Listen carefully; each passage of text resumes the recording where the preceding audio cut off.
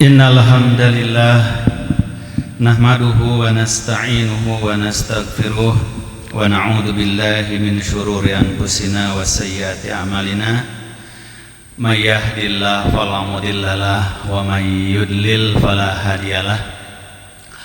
Asyhadu an la ilaha illallah wahdahu la syarikalah wa asyhadu anna Muhammadan abduhu wa rasuluhu alladzi la nabiyya ba'dah.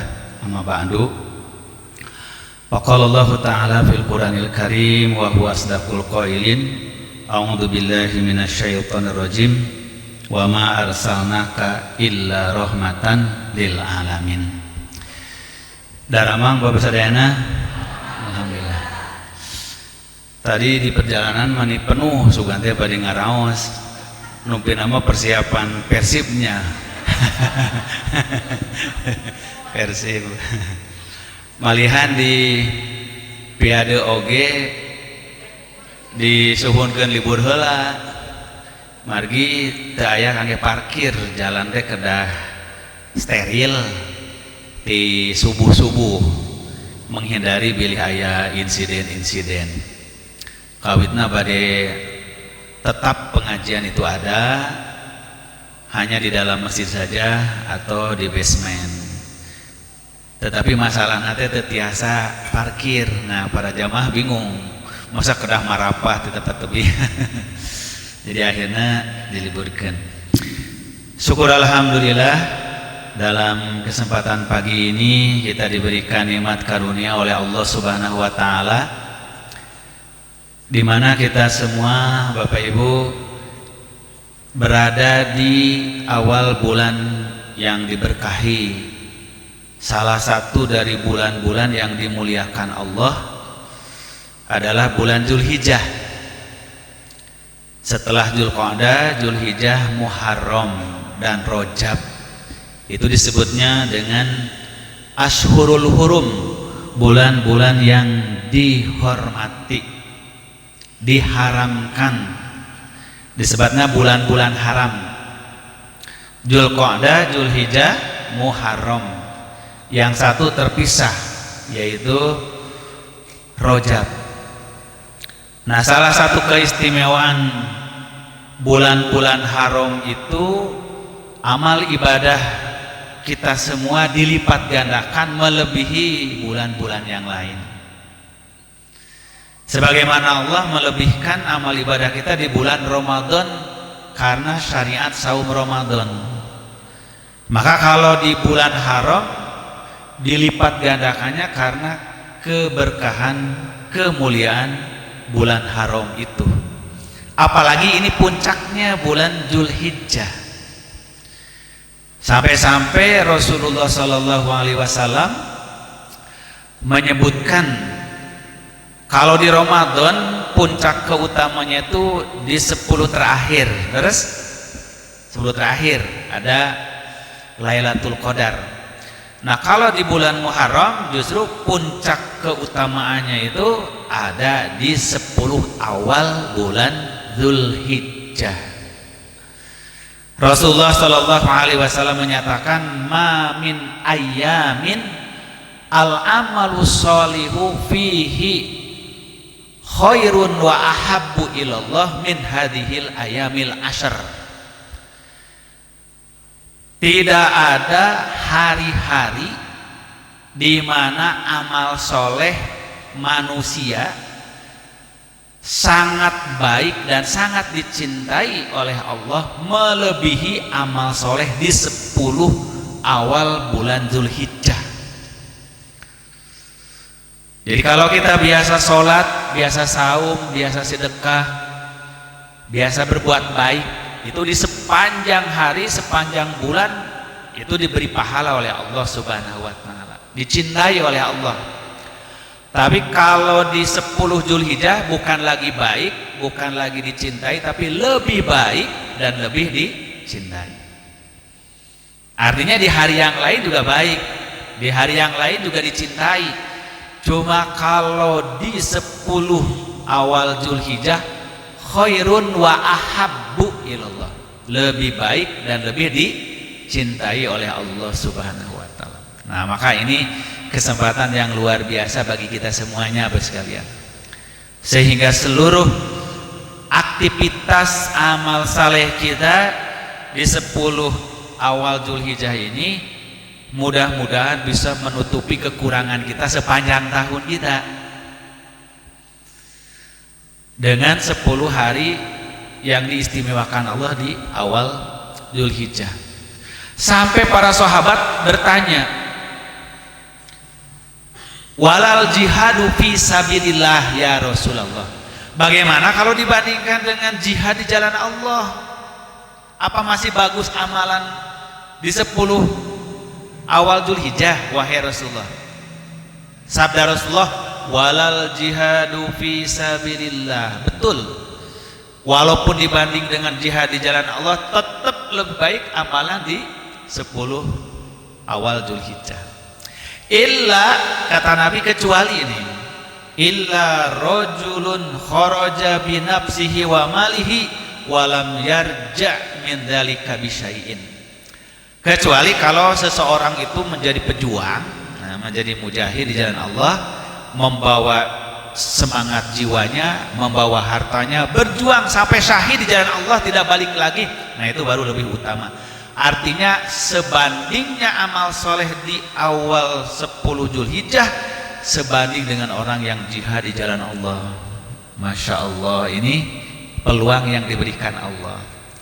Nah, kalau kita bertanya Bapak sekalian, apa hikmahnya kok Allah mengistimewakan waktu-waktu tertentu, momen-momen tertentu? Seueur hikmahnya itu, banyak hikmahnya. Salah satu hikmahnya apa Bapak sekalian? Karena Allah yang menurunkan syariat ajaran Islam ini maha tahu tentang sifat tabiat karakter manusia. Salah satu sifat tabiat karakter manusia teh suka kena sifat lemah, malas, menurun semangat. Terus Bu? Makanya ada sabda Nabi, al imanu yazidu wayan kusu, iman itu selalu turun naik. Itu teh menggambarkan sifat tabiat kita manusia.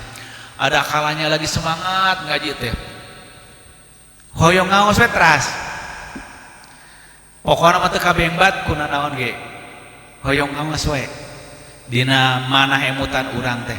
Nah itu moodnya nuju sae kana ngaos, deuwikeun teh teu kagoda kuno sanes. Ada situasi sebaliknya, males we ngaos teh, malah terkadang melaksanakan sholat oge humandeuar, aduh sholat deui geus waktu sholat deui. Penyebabnya apa? Seueur penyebabnya, bisa aya lantaran kasusah, aya jalmi teh lamun nuju susah jadi resep ngaos aya. Nah cenah ibu janten rajin ngaos, nuju seueur karudet alhamdulillah kabang berangkeun ngaos mah. Tah nu resep ngaos nuju susah mah doakeun we sing sering susah. Ya ulah tuh doakeun. Mudah-mudahan kasana hilang ku ngaos itu punya. Sawangsuna aya jalmi teh betahna dina ibadah, betahna dina taat, betahna dina pengajian. Kalau sedang senang, kalau sedang susah jadi marah ke Allah teh, ngambek ke pangeran teh. Urang teh rajin ngaos, rajin ibadah, rajin amal soleh, tetep diberi kasusah. Keheul we ka Allah teh. Jadi hoream ngaos, hoream salat, hoream ibadah. Geuning loba nu teu ibadah ge maranehna malah sarukses. Apa urang ge tong nyobaan tong ibadah.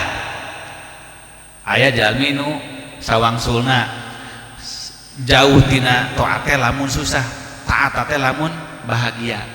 Tah ieu mah kada dibere bahagia teras. Makanya Quran ku Allah difirmankan, wa minan nasi may ya'budullah ala harfin in asobatu khairun itma'anna bih wa in asobatu darra'u. Apa di antara manusia ada orang yang jika diberikan oleh Allah kenikmatan, kebaikan, tumaninah dalam taat, tetapi kalau ditimpa suatu malapetaka musibah, ka'alam yusibhu minal khairi, seolah-olah tidak pernah dapat kebaikan, lupa kepada Allah. Nah jadi itu penyebabnya manusia. Maka Allah berikan kepada hamba-hambanya momen-momen tertentu untuk membangkitkan lagi gairah, membangkitkan lagi semangat. Sok tuh ayeuna lamun kamari sabaraha sasih males menurun, tah ayeuna dikasih peluang sasih Ramadan. Tos Ramadan menurun karena Syawal, dikasih lagi peluang Zulqa'dah, menurun lagi dikasih lagi peluang Zulhijjah. Puncaknya sampai kepada pelaksanaan hari raya Idul Kurban. Nah, itulah metode agama Islam dalam membangkitkan semangat orang dalam taat pada Allah sesuai sareng fitrahnya. Nah, sekarang kita bicara sesuai sareng tema orang. Ari Islam teh diturunkan ku Allah hanya satu kelompok, satu umat, satu bangsa, atanapi kangge semua manusia, kangge sadaya Ibu. Mung urang alhamdulillah termasuk kaum bangsa yang lebih dulu telah menerima agama Allah. Tapi hakikatnya agama Islam ini Allah tujukan untuk seluruh umat manusia, bahkan bukan hanya manusia, bangsa jin juga terkena syariat Islam. Maka dina Islam Bapak Ibu disebut makhluk taklifi, makhluk mukallaf, makhluk mau kena beban syariat. Itu tuh dua, nyata bangsa jin sareng manusia, bangsa jin sareng manusia. Oleh karena itu disebutnya sakolaeni. Mawi di surah Ar-Rahman Allah selalu mengingatkan dua sakolan, dua makhluk diberi tugas ibadah. Dina Quran juga wa ma khalaqtul jinna wal insa illa liya'budun. Jin dan manusia diciptakan untuk ibadah. Nah, maka jin manusia disebut sakolan. Sakolan itu maksudnya dua makhluk yang dibebani syariat. Maka ditanyanya selalu berdua, fabi ayyi ala rabbikuma tukadziban. Nikmat mana lagi wahai bangsa jin dan manusia yang kalian dustakan. Nah, jadi menunjukkan syariat Allah teh untuk seluruh manusia, bahkan bangsa jin. Cuma karena kita tidak kenal bangsa jin, tidak paham seperti apa, bukan bagian kita untuk membahas dan mendakwahinya. Kita mah tugasnya bangsa manusia. Nah, Bapak Ibu sekalian, di antara keistimewaan, kekhususan syariat Islam ini yang dibawa oleh Rasulullah SAW, Allah membawa syariat Islam memberikan jaminan surga bukan hanya untuk bangsa Arab, bukan hanya untuk satu zaman Rasulullah, tapi untuk untuk seluruh umat manusia, untuk seluruh zaman, seluruh generasi. Maka di antara 5 perbedaan Rasulullah sareng nabi-nabi terdahulu, di antaranya naon? Dawuh Rasulullah, bu'istu ilan nasi kafatan wa bu'isan nabiyyuna li ummatihim khosoh. Perbedaan aku dengan nabi-nabi terdahulu, kalau nabi terdahulu diutus hanya untuk kaumnya saja, sedangkan aku diutus untuk seluruh umat manusia. Maka kalimatnya juga di dalam Al-Quran selalu dipanggil itu ya ayuhan nas, wahai manusia, bukan ya ayuhal muslimun atau ya maksarul Arab, wahai bangsa Arab. Adapun ya ayyuhalladzina amanu, wahai orang beriman dipanggil, itu kaitannya dengan perintah tugas. Ya ayyuhalladzina amanu kutiba alaikumusiyam. Jadi kalau ya ayyuhalladzina amanu mah panggilan teh karena tos masuk perintah. Tapi kalau panggilan dakwah eta kangge sadaya umat manusia. Maka Rasulullah bersabda, bu'isan nabiyuna li ummatihim khosoh. Nabi-nabi terdahulu mah diutus hanya untuk kaumnya. Maka disebut zaman dahulu mah zaman lokal. Naon maksudnya zaman lokal teh? Jalmi masih tersekat-sekat ku batasan alam, perbedaan geografis. Nu tinggal di lembur A tidak bisa berinteraksi dengan lembur B. Dan belum ada alat komunikasi, belum ada alat transportasi. Kajabi lamun siap lempang, kajabi lamun gaduh kuda, gaduh hewan binatang yang bisa ditunggangi. Komo deui atuh antar benua, tos teu tiasa saling mengenal orang Afrika ke orang Asia ke orang Eropa. Nah, mawi disebutnya zaman lokal. Ari Nabi Muhammad mah diutus ku Allah teh membawa perubahan zaman global. Cirina zaman lokal mah setiap bangsa, setiap kaum aya rasulna. Kumargiata dawuhan Allah, walaqad ba'asna fi kulli ummatin rasulan. Nah, itu dalam surah An-Nahl ayat keberapa itu? Kami telah mengutus ke tiap kaum itu seorang rasul tuh. Ari bangsa Indonesia umat sanes, kaum sanes. Kaum berarti pasti ada rasul. Tapi Ustaz kok teu aya catatan dina Quran rasul orang Indonesia. Kalau rasul orang Indonesia kira-kira namanya saha gitu. Pak Asep orang Sunda. Pasti ada rasul, cuma karena tidak ada kitabnya, tidak ada catatannya, sehingga kehilangan jejak paremen obor. Tapi kita harus yakin tiap umat pasti rasul. Walaqad ba'asna fi kulli ummatin rasulan. Ada tiap umat rasul, itu firman Allah. Makanya jumlah rasul mah ratusan ribu sabda Rasulullah. Jumlah nabi ratusan ribu, tapi nah nu dicatat di Quran hanya 25. Itu mah yang dicatat oleh Al-Quran, yang jejak-jejak sejarah mereka masih bisa ditelusuri, masih bisa dipelajari. Sabab lamun nami rasul dicantumkeun sadaya di Quran, jigana saquran nami rasul hungkul moal aya ayat nu sanes. Jadi setiap kaum, tiap bangsa dulu ada rasulnya, kata Rasulullah. Kullama halaka nabiyun ba'asallahu nabiyan. Tiap satu rasul wafat diganti lagi nabi yang lain. Walakin la nabi abadi. Tapi setelah aku mah nggak lagi nabi. Nah, itu bedanya Rasulullah. Karena itulah Rasulullah mah disebut oleh Al-Quran, wa ma arsalnaka illa rahmatan lil alamin. Surah apa tuh Bu? Surah Al-Anbiya ayat 107. Tidaklah kami utus engkau Muhammad melainkan rahmat untuk semesta alam, tuh segenap alam. Bukan hanya untuk bangsa Arab, bukan hanya untuk satu zaman, tapi untuk seluruh bangsa dan sepanjang zaman. Maka beliau diistimewakan ku Allah, diutusnya itu kafatal linnas, untuk seluruh umat manusia. Maka bukan hanya untuk satu kaum, satu bangsa. Oleh karena itu semua umat, semua bangsa berhak untuk mendapatkan surganya Allah. Surga mah tidak dijamin karena bangsa mana, lahir di negara mana, suku naon, tapi dijamin ku ketakwaan. Maka firman Allah, wasari'u ila magfiratim mir rabbikum wa jannatin arduhas samawati wal ardu iddat lil muttaqin.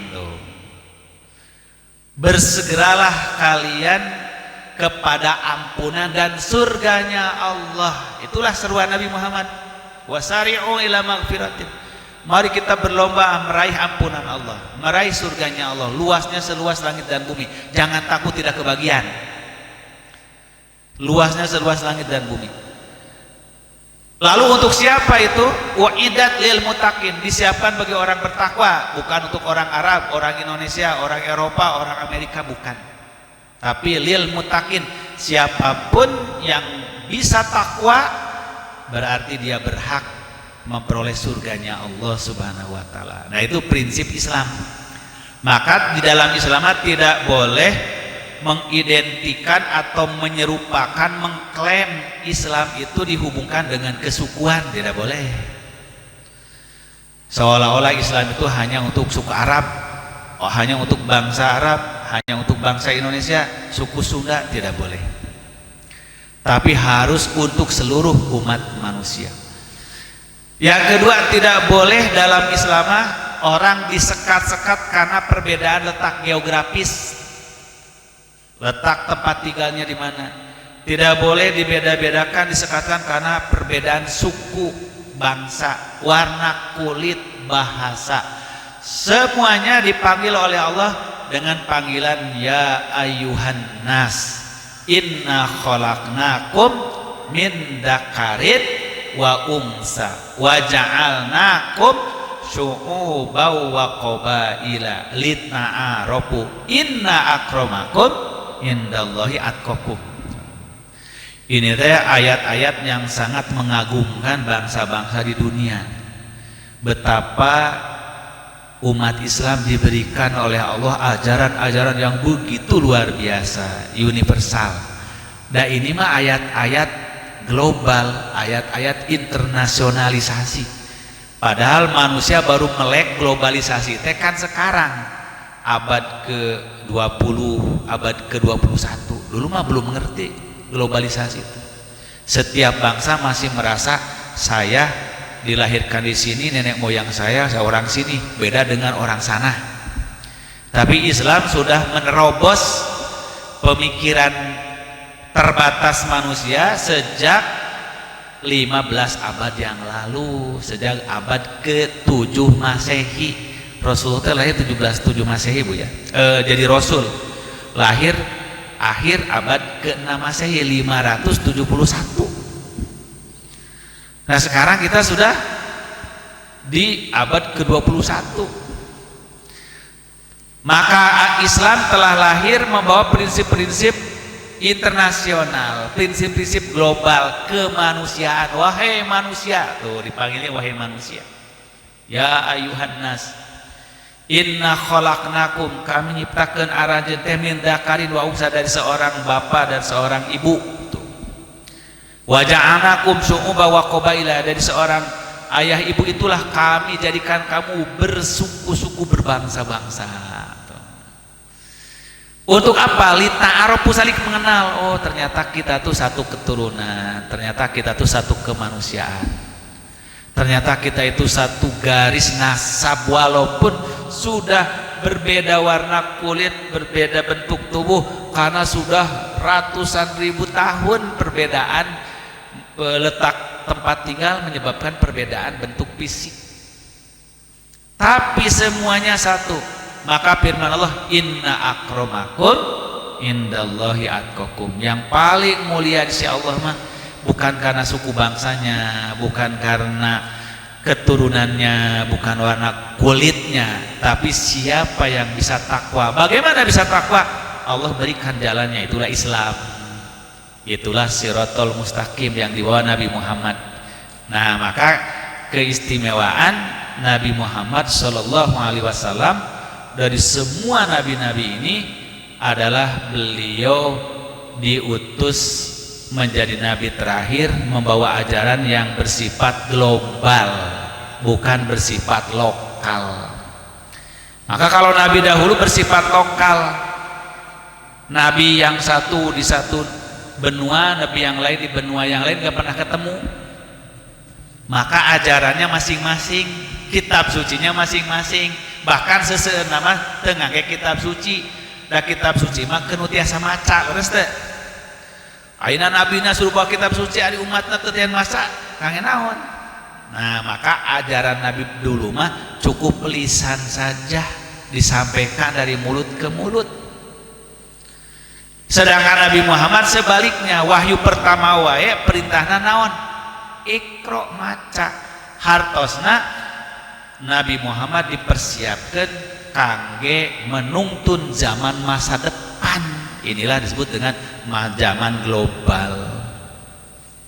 Ini disebut dengan universalitas Islam untuk semua umat, semua bangsa. Maka Islam hadir untuk semua bangsa. Allah siapkan surga untuk semua manusia. Panggilannya ya ayuhan nas. Nah selain ya ayuhan nas, Allah memanggil umat manusia itu dengan mengingatkan nenek moyangnya, ya bani Adam, ya ayuhan nas, ya bani Adam, wahai anak cucu Adam. Banyak dalam Al-Quran Allah memanggil dengan kalimat ya bani Adam, seperti dalam surah Al-A'raf pokoknya ya Bapak Ibu sekalian. Dalam Al-A'raf ayat 26 atau 27, nah itu salah satu contoh Allah memanggil ya bani Adama khudhu zinatakum inda kulli masjidin, wahai anak cucu Adam. Maksudnya manusia yang merasa dirinya keturunan Nabi Adam, kecuali orang yang tidak merasa dia anak cucu Nabi Adam. Ada yang merasa dia anak cucu kera, ya mangga eta mah bukan ya bani Adam, eta mah ya bani kera gitu. Maka yang Allah panggil ya bani Adam, wahai anak cucu Adam, khudhu zinatakum, bawalah oleh kalian perhiasan kalian, inda kulli masjidin, tiap mau ke tempat ibadah. Nah, karena ini ya bani Adam, bukan ya ayyuhalladzina amanu. Masjid itu maksudnya tempat ibadah bagi siapapun, namanya masjid. Maka ketika Al-Quran menyebut masjid, ketika dihubungkan bukan dengan Islam, itu maksudnya semua tempat ibadah. Kaum Nabi Adam, Nabi Nuh, Nabi Ibrahim, semuanya tempat ibadahnya dalam Quran disebut masjid ya. Karena masjid tempat sujud, tempat menyembah Tuhan. Wahai anak cucu Adam, bawalah perhiasanmu tiap kamu mau ke masjid. Wakulu wasrobu wala tusrifu, makanlah minumlah jangan berlebihan. Innallaha la yuhibbul musrifin, Allah tidak menyukai orang-orang yang berlebihan. Ya bani Adama khudhu zinatakum, wahai anak cucu Adam, ambillah perhiasanmu. Nah, apa yang dimaksud dengan ambillah perhiasanmu? Maksudnya pakailah perhiasanmu. Nah, ini peryoginya Bapak Ibu, sebahagian ayat Quran itu baru dipahami dengan benar kalau ditafsirkan. Tetiasa langsung dipahami hanya terjemah. Wahai anak cucu Adam, bawalah oleh kamu perhiasan. Tuh kan cek Quran ge kudu mau perhiasan ke masjid teh. Atuh tiap akad ke masjid teh reuncum. Nah, mun direncem kitu ka masjid teh kan cek Quran ge keur canak perhiasan teh. Sadaya nu digaduh di bumi canak. Malah aya anu kotak-kotakna sagala. Khudhu zinatakum inda kulli masjidin. Padahal maksud khudhu di sini bawa, maksudnya pakai tuh. Kiasan di bawah tuh maksudnya pakai, kenakanlah. Zinatakum, perhiasan aranjen. Perhiasan di dieu mah lain harusna emas perak, tapi perhiasan di dieu mah pakaian anu bersih, nu indah, anu nutupi aurat. Sabab upami emas perak mah teu sadaya jalmi gaduh, tidak semua orang punya. Tapi kalau pakaian mah harus punya semua, sesederhana apapun, karena dia nutup aurat. Nah, maka pakaian itu fungsinya menghiasi tubuh. Oleh sebab itu kenapa Bapak sekalian menutup aurat bukan hanya supaya tidak terlihat auratnya, tapi bagaimana supaya nampak indah. Maka lahirlah dari manusia berpakaian itu keindahan, namanya mode, namanya fashion. Maka manusia itu buatlah mode-mode anggean, tiap bangsa beda-beda modenya, leres teh. Nah, mode itu namanya keindahan. Maka keindahan tidak diatur oleh Allah, yang penting kamu tahu itu indah. Sebab indahnya pakaian orang Indonesia tidak sama dengan indahnya pakaian orang Arab. Indahnya pakaian orang Arab tidak sama dengan orang Eropa. Maka nu disamakan oleh agama itu adalah nutup auratnya. Sedangkan jenis pakaiannya boleh berbeda-beda. Itulah keagungan Islam. Itulah Islam untuk untuk seluruh manusia. Islam tidak nyuruh menyeragamkan pakaian, tapi Islam menyuruh seragam menutup aurat. Masalah warnanya terserah selera, terserah hobi, kesenangan. Tiap bangsa, tiap kaum beda ukuran keindahanana. Tuh. Bangsa-bangsa di Timur Tengah, Jazirah Arab, padang pasir, berpakaian teh indahnya cuma 2 warna. Terus teh, lamun teu bodas hideung, mun teu hideung bodas. Jarang ningali nu moronyoy koneng, moronyoy beureum, aya teu? Jarang. Begitu datang orang Indonesia, anggean seragam haji nage batik warna-warni, itu orang Indonesia. Jadi indah, beda-beda. Tapi nu diseragamkeun ku Allah mah hatena manahna, imannya, takwanya, nutup auratnya, warnana mah teu kedah seragam. Tuh. Sebaliknya misalkan orang-orang Afrika ya yang diberikan nikmat oleh Allah kulitnya hitam-hitam legam, daerahnya juga banyak yang panas kering, senangnya warnanya naon coba orang Afrika. Moronyoy orang Afrika mah senengna teh warna-warni, silo lihatnya juga ya. Nah tapi mereka senangnya gitu, beda-beda. Maka kalau kita lihat batik saja di Indonesia Bu, batik yang paling mencolok warnanya batik Papua. Batik Papua mau pasti gambarnya burung cendrawasih, paling mencolok warnanya. Padahal menurut kita mah orang Sunda, aduh kirang nyambung gitunya, warnanya kulitnya hitam gitu. Tapi itu budaya mah tidak bisa diukur ke orang lain. Nah ini teh artinya apa? Artinya Islam dina satu perintah wae sudah menggambarkan globalisme, menggambarkan keduniaan yang luas. Padahal syariat nama nutup aurat, tapi tina nutup aurat timbul mode pakaian. Tina mode pakaian janten benten-benten budaya. Itulah jadi mendunia. Maka orang muslim dari negara manapun datang berjumpa langsung bisa mengenal, oh ini jilbabnya orang Turki, oh ini jilbabnya orang Arab, ini jilbabnya orang Afrika, ini jilbabnya orang Indonesia. Indonesia beda-beda, ini mau orang Sunda, itu mau orang Jawa. Inilah keagungan Islam.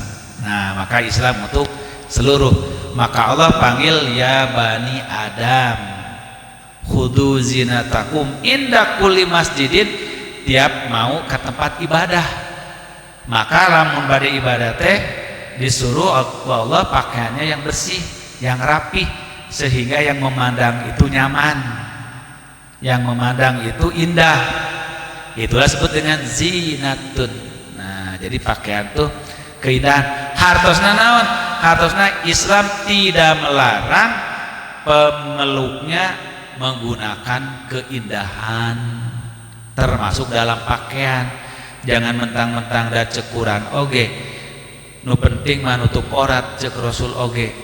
Akhirnya ngan ukur motong kain dibalutkeun ka badan urang, berangkat we ka masjid salat. Memang bahasa kalian lamun ukuran hanya nutup aurat mah gampil. Kamu pameget mah cobi aurat pameget nu wajibna di mana ka mana batasna. Di dawuhan Rasulullah baina suratihi wa rukbatai, antara pusar sampai lutut tuh. Di pusar duwi kana lutut. Jadi lamun ngangge anduk wae nu ageng pameget mah ka masjid salat tosah salatnya. Dianduk we hunggul angkat Allahu Akbar salat. Sah teu salatnya? Sah. Patarosna pantes teu? Ta eta masalahna. Jadi ulah diukur we sah sareng teu hukum. Sajabiti hukum teh ada adab namina, ada etika namina. beretika teu lamun seorang imam hanya sholat ngangge anu kungkul henteu, tapi sah teu sah tuh. Ari sah mah aspek hukumna, ari pantes mah aspek etika. Ari etika kaitan sareng budaya teu pantes teuing nya eta Pak Imam di sarung geus nguluntung ngangge kaos oblong ngimamin sanaos halimpu suaranya ngimamannya enak gitu, khusyuk bacaanana aya ningali kaosna kitu makan. Nah, itu namanya antara hukum sareng etika sareng adab. Nah Islam karena agama universal ngagabungkeun sadayana, ngagabungkeun antara hukumna, antara kasopananana, antara adab etikana sareng kabiasaanana tuh. Kebiasaan di urang makan mun bade ngimaman komo Jumatan Idul Fitri Idul Adha harus pakai peci, ngangge acuk, kameja, atanapi batik, atanapi koko, komo di sarung, teras baju putih, koko ngangge jas mah asal langkung, mantap gitu. Nah kalau tempat-tempat sanes belum tentu juga. Orang-orang muslim pemanya di Eropa yang berbau meluk Islam biasa we sholat pakai blue jean gitu kan, ngimamin Jumat pakai blue jean, tadi topiah, tadi pecian, anu ukur ngangge jasnya ge jas keren gitunya. Nah tapi bagi mereka mah itu sudah bagus, adabnya begitu. Anu teu sopan mah ngangge kaos olahraga, ngangge sepatu kets kan itu ngimaman sholat. Bagi mereka olahraga gitu. Nah jadi ini contoh-contoh Islam teh bersifat universal, mendunia, mencakup semua bangsa. Teu aya bangsa nu diwikeun ku Islam. Begitu mereka memeluk Islam, semuanya bakal diterima bagian daripada syiar Islam. Yang dirubah itu prinsip-prinsipnya, keimananana, tutup auratnya, kasolehanana. Maka itulah firman Allah, mu'idat lil mutakin, bukan lil arabiyin, lil indonesiyin, lil eropiyun, lil arabiyun, bukan orang Arab, orang Eropa, orang Indonesia, tapi lil mutakin. Nah maka panggilan anu kedua ya Bani Adam setelah ya Yohanes. Memang Bapak Ibu sekalian, di tengah masyarakat ada kelompok-kelompok juga pemeluk agama selainnya, maka Islam juga memanggil mereka dengan panggilan agama sebelum Islam, ya ahlal kitab tuh.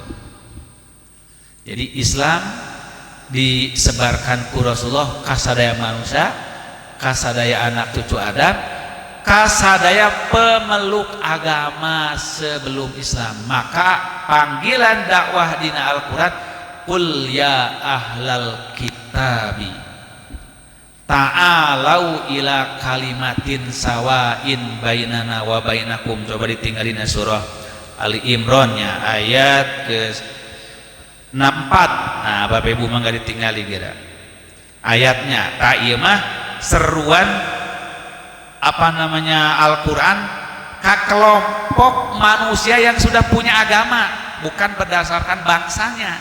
Sahawayan nugus beragama eta disebutnya ahli kitab, boh agama Yahudi, boh agama Nasrani. Maka dipanggil khusus salianti ya ayuhan nas, ya Bani Adam, dipanggil oke ya ahlal kitab. Karena diantara manusia, diantara anak cucu Adam ada yang sudah memeluk agama terdahulu, maka dihormati ku Islam, ya ahlal kitab, wahai orang-orang yang telah memiliki kitab sebelum Quran. Apa kata Al-Quran? Qul ya ahlal kitab ta'alau ila kalimatin sawain bainana wa bainakum. Wahai ahli kitab, yuk kita bergabung dengan kami ke sini. Ila kalimatin sawain, kepada satu prinsip yang sama, satu kalimat yang sama. Apa kalimat yang sama itu? alla na'buda illallah, bahwa kita itu sama-sama nyembah Allah. Masya Allah tuh. Kalau kalian benar mengikuti para nabi, para rasul terdahulu, yuk kita kembali kepada prinsip yang sama. Jangan memaksakan yang beda. Cara sholat kita beda, cara saum kita beda, karena beda nabi, beda rasul. Tapi kita punya prinsip yang sama, tauhid kepada Allah. Ini Islam tuh Bu. Jadi lamun aya orang Yahudi, orang Nasrani, alim ngarobah puasana, alim ngarobah cara sholatnya, nu penting anjeun daek teu sarua akidahnya la ilaha illallah Muhammad Rasulullah. Sabab nu nangtukeun jalmi mukmin jeung teh eta. Maka ta'alau ila kalimatin sawain bainana wa bainakum alla na'budu illallah, yaitu tidak menyembah selain Allah, la ilaha illallah Muhammadur Rasulullah. Kemudian wala nattakhidha ba'duna ba'dun arbaban min dunillah, jangan sebahagian kita mempertuhan sebagian yang lain. Jangan menjadikan pemimpin-pemimpin agama seolah-olah seperti Tuhan, seperti pengganti Allah yang menghalalkan ini, mengharamkan ini. Nah, Adi bin Hatim, Bapak Ibu, seorang pendeta Yahudi. Adi bin Hatim. Abdullah bin Salam, seorang pendeta Yahudi. Ketika mereka memeluk Islam, dibacakan oleh Rasulullah ayat ini, wala yattakhidha ba'duna ba'dun arbaba min dunillah, jangan sebahagian kalian mempertuhan sebagian yang lain, yaitu para rahibnya, pendetanya. Kata Adi bin Hatim, wahai Rasulullah, memangnya kami mempertuhan pendeta-pendeta kami? Tidak, kami tidak mempertuhan pendeta-pendeta kami. Maka apa kata Rasulullah? Wahai Adi, bukankah ketika pendeta kalian mengatakan ini halal, kalian menghalalkan? Ya, kalau itu betul. Bukankah kalau pendeta kalian mengatakan ini haram, kalian mengharamkan? Ya, betul. Bukankah yang berhak menghalalkan, mengharamkan hanya Allah? Betul. Berarti kalian telah mempertuhan pendeta kalian. Nah, gitu kata Rasulullah. Fa'in tawallau faqulu syhadu bi anna muslimun. Nah, inilah cara Islam. Kalau mereka berpaling, tidak mau menerima, jangan dimusuhi. Enggak ada kata Al-Quran, kalau kalian berpaling aku perangi kalian, aku bom kalian. Tidak ada. Apa kata Quran? Fa'in tawallau, lamun maranehna malengos nentang, faqulu, ucapkan. Apa katakan ucapannya Bu? Ishadu bi anna muslimun. Kalau begitu kita jalan, biar berbeda jalan. Saya akan menunjukkan, lihatlah kami orang beriman. Jadi kepada orang yang menentang tuh bukan malah diancam, diperangi, dimusuhi, tapi saksikan, nanti kamu lihat siapa orang yang paling baik di antara kita, yang paling benar. Saya akan beramal, kalian beramal. Ishadu bi anna muslimun, saksikanlah saya orang muslim. Orang muslimah berani menantang prestasi ke orang lain, gitu Bu. Saya akan buktikan saya muslim. Nanti kamu akan melihat bagaimana cara hidup kami yang islami, gitu. Artinya apa? Kalau tidak bisa didakwahi dengan lisan, dakwahi dengan perbuatan. Ishadu bi anna muslimun. Kalau sekarang kan orang dakwah dengan lisan, kalau tidak sanggup, tidak menerima juga dikutuk, dicela. Padahal orang yang nentang kata Quran, biarkan saja, buktikan saja kita mah amal soleh kita, buktikan saja tuntunan Islam. Maka nih saya orang akan mengatakan, oh begitu ya orang-orang muslim tuh, orang-orang beriman itu. Nah, maka itu akan akan lebih efektif dakwah bil hal daripada dakwah bil lisan. Nah, ini ya ahlul kitab. Nanti ahlul kitab itu beda-beda lagi. Ada ahlul kitab yang lebih khusus lagi di antara mereka. Itulah ahlul kitab dari anak cucunya Israel. Nah, Siapa ahli kitab anak cucu Israel? Anak cucu Nabi Yakub. Itulah suku bangsa Yahudi. Nah, suku bangsa Yahudi inilah contoh bangsa anu ngaidentikeun agama jeung suku jeung bangsana. Napikeun ka agamana we dingaranan ku suku bangsanya. Bapak Ibu, ari Yahudi teh nami agama atanapi nami suku bangsa? Suku bangsa. Dan Nabi Musa, Nabi Harun teu nyarak agama Yahudi, nyarak agama Islam, tapi ka orang-orang Yahudi. Jadi Yahudi mah ngaran suku, anak cucu dari Nabi Yakub. Di antara anak cucu Nabi Yakub ada anak keempat namanya Yahuda. Yahuda, keturunan Yahuda disebut Yahudiyun. Nah, kayak kita orang Sunda, orang Sunda Sundawiyun gitu. Jadi ya-nya itu disebut ya nisbah. Itu mah dalam gaya bahasa Arab, gaya bahasa Ibrani gitu. Jadi suka ditungtungan ku huruf ya keur ngagambarkeun lamun keturunan, lamun tempat. Pamanya orang Madinah, Madinatun Madaniyun. Nah, jadi orang Madani. Jadi kalau seorang namanya Muhammad di Madinah, Muhammad Al-Madani, tuh Muhammad orang Madinah. Orang Mekah Al-Makki. Kalau orang Bandung Al-Bandungi, orang Palembang Al-Palembangi, orang Sumatera As-Sumatroni. Makanya dulu banyak ulama-ulama kita karena gaul di Timur Tengah disebutlah nama belakangnya Al-Jawi dari Jawa, Al-Bantani dari Banten, Al-Makassari dari Makassar, Al-Palembangi orang Palembang, Syekh Khotib Al-Palembangi, As-Sumatrani itu, Syekh Khotib As-Sumatrani. Itu ulama besar dari Sumatera, pernah jadi imam Masjidil Haram di zaman dulu, zaman Indonesia jajah Belanda.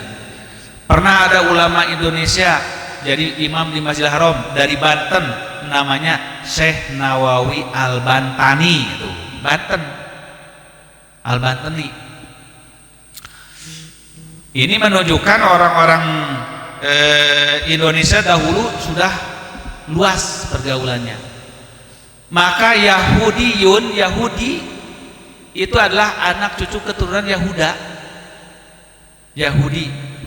Tapi karena mengalahkan saudara-saudaranya saking banyak keturunannya, akhirnya orang lebih mengenal orang Yahudi.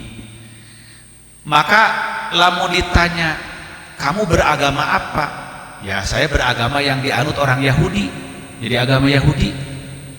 Jadi agama Yahudi itu agama nu dianut orang Yahudi. Naon agama dianut orang Yahudi? Ya Islam. Agama Nabi Musa, agama Nabi Harun, dan terus nabi-nabi sampai zaman Nabi Isa. Nabi Isa juga mengikuti agama Yahudi.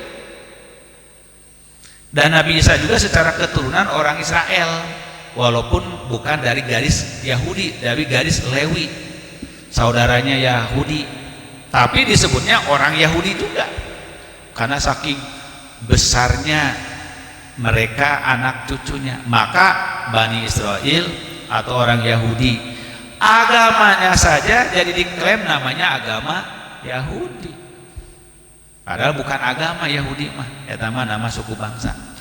Maka Al-Quran selain memanggil ya ahlal kitab, memanggil juga ya Bani Israel, itu secara lebih khusus.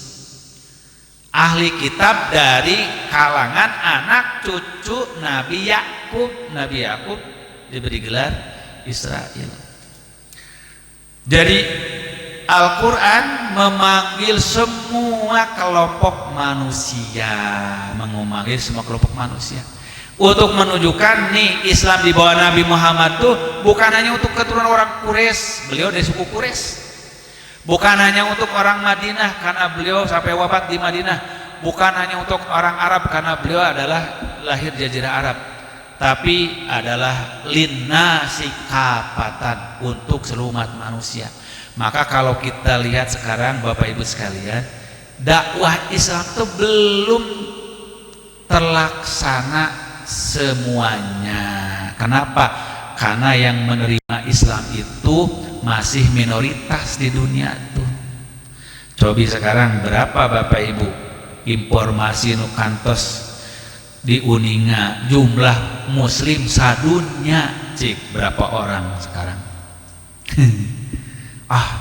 Naon usah kedang etang muslim sadunya salambur gitu apa? Seueur nyatu minimal pernah nguping Bu perkembangan Islam.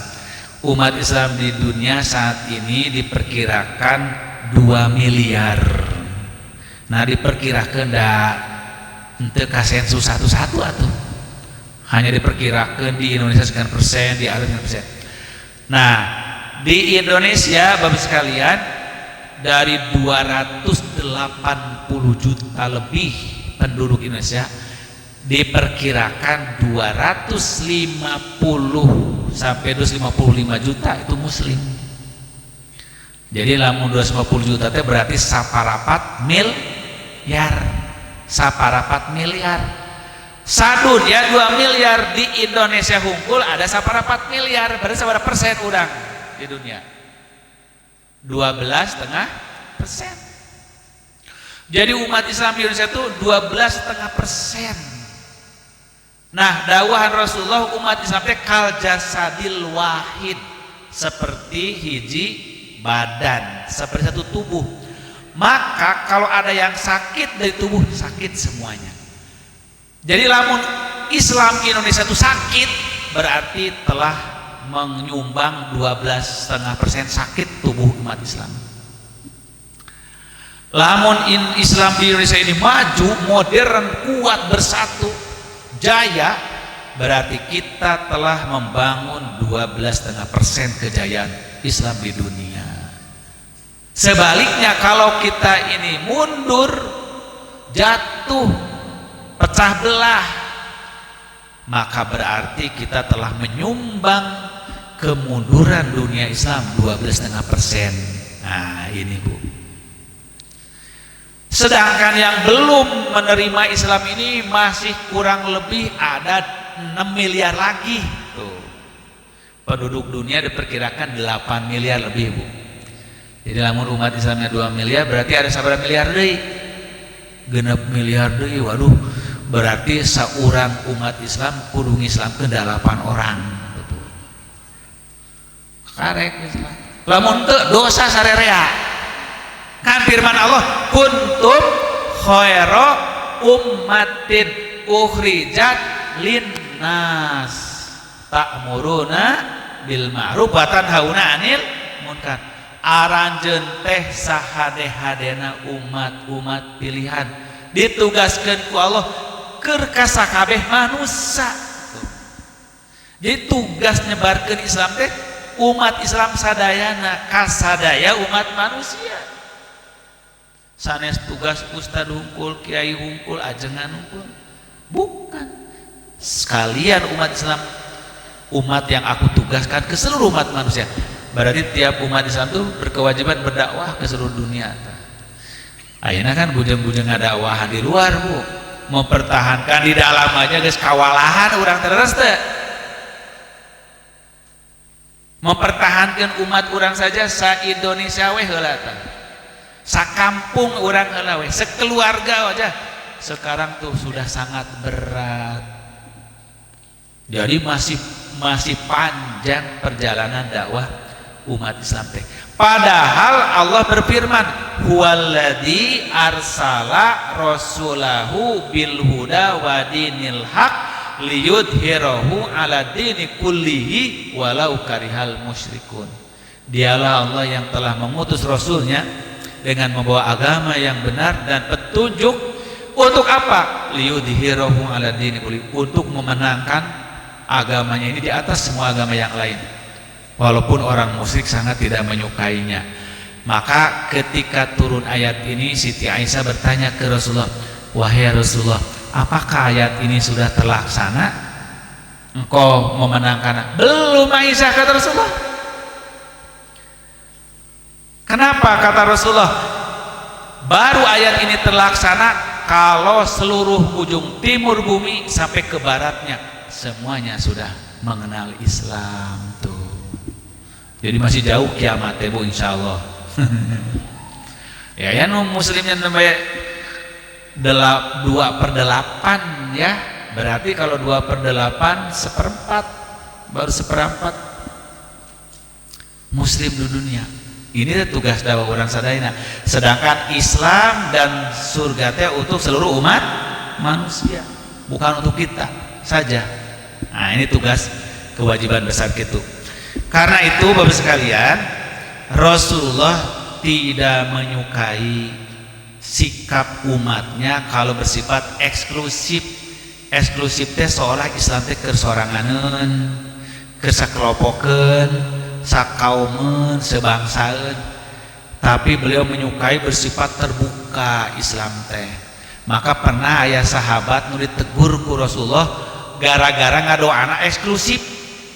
Naon ngadoa eksklusif teh? Ngadoana khusus. Ya Allah, rahmatilah aku dengan Nabi Muhammad, jangan ada yang dirahmati lagi selain kami berdua.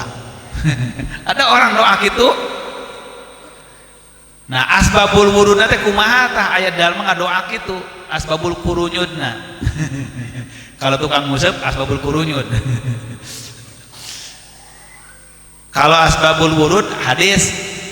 Kenapa sampai ada hadis orang berdoa Allahumma arhamni wa Muhammadan wa la yarhamu ma'ana ahadan. Ya Allah, rahmatilah aku dengan Nabi Muhammad, jangan ada yang dirahmati kecuali kami berdua. Itu namanya doa orang egois. Nah, sababna aya hadis ieu asbabun nuzul, asbabul wurudnya kumaha? Diriwayatkan oleh Imam Ahmad, Imam Abu Daud, Nasai. Rasulullah sedang kumpul dengan para sahabat, ya kurang lebih seperti ginilah, sedang ngaji, sedang taklim.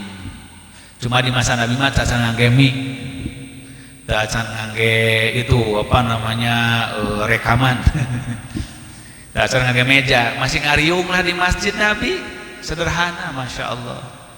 Makanya kalau di masa Nabi mah nggak usah pada desak-desakan, hampir nabrak ka Rasul, berdesakan muter kanan takut tidak terdengar. Coba Bapak Ibu kalau pak jauh-jauh ti Rasul nggak bakal lain ke kuping. Ari ayeuna mah kulang speaker patebih-tebih ka ustad teh. Ngarah teh katingali nundutan kan gitu.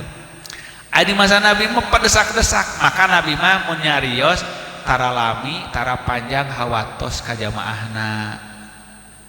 Bisi teu katangkep cariosana singkat-singkat, maka dina hadis Nabi mah pendek-pendek. Nah, kata Abu Hurairah, kunna indan Nabi sallallahu alaihi wasallam idja'a arabiyun. Kami sedang kumpul bersama Nabi di masjid, sedang taklim. Tiba-tiba ada orang Arab Baduy mau ketemu Nabi, teriak-teriak, "Ya Muhammad, ya Muhammad, ayana Muhammad." Dia can apaleun mana Nabi Muhammad teh. Kata Nabi, "Ha ana ay aku." Gitu. Lalu si orang itu culang cileung, kabelet naon, kababayan. Hayang pipis udah culang cileung ka mana? Kalau apa dia teh apa lihat pojok masjid kosong, pojok masjid. Akhirnya pergi ke pojok masjid, pipis di pojok masjid. Pabala fi nahiyatil masjid. Si orang Baduy teh kencing di pojok masjid. Marah para sahabat. Pajajarohun nas, pokok orang-orang membentaknya, mengepungnya. Kurang ajar ini masjid dikencingin kan gitu. Marah. Kata Rasulullah, "Da'uhu." Biarkan dulu, biarkan sampai selesai pipisnya, kata Nabi. Palamma bala, tatkala selesai kencingnya, Nabi berkata ke sahabatnya, "Bawakan kepadaku satu ember air." Maka Pa'amarohu bidalwin minal ma, maka Rasulullah menyuruh membawa segayung seember air. Pa'arokuhu ilaihi, maka Rasul menyiramkan bekas pipisnya orang Baduy. Coba bayangkan, nu kencingnya orang Baduy dicebokan ku Rasul. disiram ku Rasul. Para sahabat geus gergeteun eta Bu, geus gergeteun, geus hayang nonyok eta teh. Hayang ngaringkus. Tapi kata Nabi jangan biarkan. Maka disiram, eta si Badu liatin aja bekas kencingnya dibersihan ku Nabi. Maka kata Nabi ke para sahabat, cukup ini mensucikan tanah ini. Karena di masa Nabi mah masjidnya masih dari pasir dipadatkan. Coba lamun kayak karpet gini pipis di tubuh kumaha tuh. Malah bereh ka mana-mana. Maka setelah disiram begitu kata Nabi, cukup ini mensucikan kembali tanah ini. Lalu Nabi menegur si Baduy nu keur ngahuleung mah gitu. Baklum Baduy teu nyakola teh buka era. Mun urang mah izin ku Rasul gitukeun. Kata Rasulullah, ya fulan, innahu la inna hadhihi masjidun la yasluhu fihi qadarun. Wahai fulan, ini teh masjid, tidak boleh kamu buang kotoran, koma lagi sampai baul. La yafihi baulun wala qadarun, kata Nabi, teu meunang di pipisan, teu meunang di kotoran. Nah gitu. Maka si orang itu langsung berkata, asyhadu alla ilaha illallah wa asyhadu anna muhammadan rasulullah. Lalu berdoa, Allahumma arhamni wa muhammadan wa la tarham ma'ana ahadan. Ya Allah, rahmatilah aku dengan Nabi Muhammad, yang lain jangan dirahmati tuh. Garalak tadi oge cenah gitu. Sampai gitu orang badi itu. Jadi saking terpesonanya ku akhlak Rasulullah, si Baduy teh can ajarkeun acan Islam oge. Karek datang rek belajar ka Nabi. Ku ningali akhlak kitu geus langsung percaya ieu pasti Nabi lain manusia biasa. Da adat orang Arab mah teu kitu. Barangasan, baragajul. Makanya begitu mereka melihat orang Baduy itu kencing di pojok masjid langsung dikepung. Ku Nabi malah dilarang. Bayangkeun nu keur pipis kabelet mu dikepung. Atuh berecan anggeus ka mana-mana. Nah, maka ku Rasul biarkan sampai selesai dulu, ditarungguan enggak usah ya. Inilah lemah lembutnya Rasul. Maka ku para ulama mah hadis ieu teh sampai disimpen di bab kelemah lembutan Rasulullah dalam berdakwah gitu. Ternyata banyak orang menerima dakwah tuh sebelum dikatakan hanya dengan satu perbuatan. Tapi orang bisa hilang makna dakwahnya dengan beribu kata-kata tapi teu katingali dina perbuatan anak. Nah itu. Ini disebut dengan ishadu bi anna muslimun. Maka memberikan dakwah dengan contoh jauh lebih berdampak daripada dengan kata-kata. Inilah yang kita harapkan. Makanya kenapa kita ya di Jamiah PSI selalu ingin jadi suratun musogoroh gitu, ingin menjadi miniatur ideal dalam kehidupan agar umat itu tertarik kepada Islam dengan perbuatan kita, bukan hanya dengan kata-kata kita. Nah ini bahasa sepuh mah kahartos karaos gitu. Dimengerti, dipahami dan terbukti. Nah, kalau bahasa saya dakwah itu harus tablighur risalah dan tatbiqur risalah. Tablighur risalah teh nyampeikeun ajaran saujratna, sabener-benerna. Sedangkan tatbiqur risalah hatnya melaksanakan semampu kita, semaksimal mungkin. Jadi kalau tabligh mah penyampaian, kalau tatbik mah pencapaian. Ai menyampaikan mah kulisan, ari pencapaian mah ku perbuatan.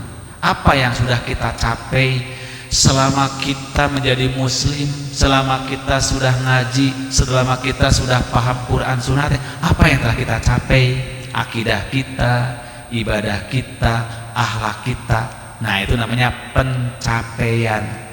Ari penyampaian mah lisan, ari pencapaian mah membangun peradaban namina teh, ngabangun kenyataan. Nah inilah tugas dakwah kita. Sekarang dunia teh Bapak Ibu sedang berebut pencapaian.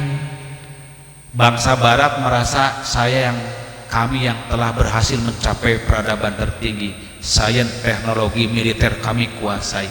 Bangsa muslim mana kebanyakan tabligh gitu. Kalau mereka nggak pernah tabligh, langsung mewujudkan pencapaiannya dengan ilmu, dengan teknologi, dengan ini. Nah, akhirnya sekarang dunia Islam merasa kenapa banyak ketinggalan. Sebab penyampaian mah teu bisa diukur sampai di mana keberhasilannya.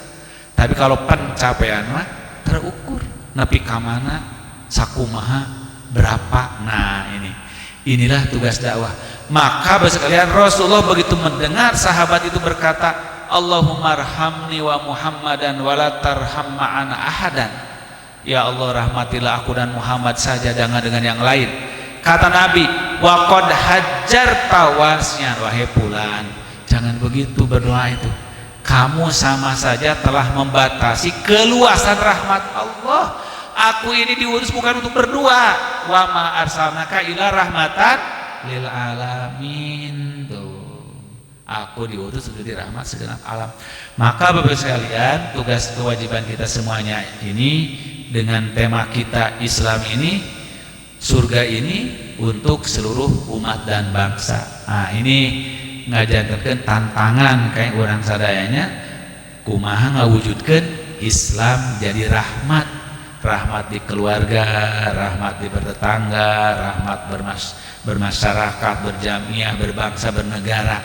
Inilah tanggung jawab kita semuanya. Mudah-mudahan kuayana keterangan-keterangan nembe anu kurang dipelajari memotivasi, ngadorong semangat mengambil bagian peran kumaha supaya orang tiasa nunaikan tugas dakwah ilan nas kepada manusia, yaitu ukhrijat linnas ta'muruna bil ma'ruf wa tanhauna 'anil munkar. Kalau kita sebagai muslim mampu mewujudkan rahmatnya Islam di keluarga, di tetangga, di masyarakat, tanpa basa-basi pun pasti banyak orang akan mengikutinya. Karena dunia itu sekarang sedang kolaps, sedang limbung nyari pedoman kudu kumaha hirup nu bener deh gitu. Nah, lamun pengikut Nabi Muhammad tidak membuktikan kebenaran, lalu orang mau lari kemana kan gitu. Oleh sebab itu, mudah-mudahan melalui kajian ini kita semua diberikan taufik hidayah oleh Allah Subhanahu wa taala sehingga menjadi bagian dari umat yang melaksanakan misi dakwah mulia kita ke tengah umat manusia, mewujudkan yang ma'ruf, mencegah yang mungkar, sehingga rahmatnya Islam dirasakan oleh siapapun. Islam dan surga itu Allah siapkan bagi seluruh bangsa di dunia, insya Allah. Saya kira Bapak Ibu yang dirahmati oleh Allah Subhanahu wa taala, demikianlah yang dapat saya sampaikan. Mudah-mudahan menjadi tambahan ilmu dan keberkahan bagi kita semuanya. Saya tidak tahu ada pertanyaan, biasanya ditanya. Cekap. Oh ya, karena ada acara lagi Bapak Ibu sekalian. Mungkin demikian yang dapat saya sampaikan. Akhirul kalam, Allahu ya'khudhu bi aidina ila ma fihi khairul Islam wal muslimin wal afu minkum. Wassalamualaikum warahmatullahi wabarakatuh.